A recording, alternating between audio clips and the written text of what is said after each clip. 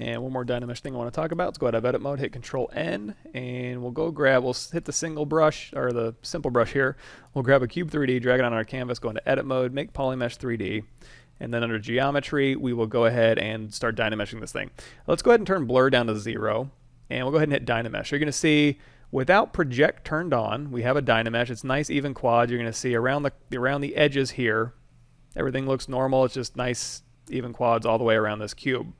And our resolution is set at 128. Now if we turn project on and then re-Dynamesh, you're going to see what it's doing is it's starting to concentrate extra geometry around these borders. So if you hover over the subprojection, it's going to tell you Dynamesh subprojection refinement. If you hold down Control, it's going to kind of explain what it's doing. And basically what it's doing is in areas where it doesn't need a lot of information, like these big, flat, broad surfaces, that's not going to have very much geometry. Where there is a lot of changes, it's going to concentrate that geometry on, say, border edges, for example. Now, in order for this to work, you need project on, and you need to play with the subprojection a little bit. So what we can do is let's go ahead and we'll undo that projection. So with a Dynamesh projection of 128 with project turned on, I can go ahead and do, let's turn off the floor.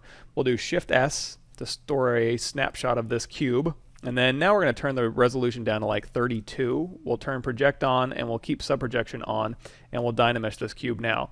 You're going to see it doesn't look any different from that other cube, but you're going to see it is a lot less dense. Our point counts are down and they're just activated more along these edges.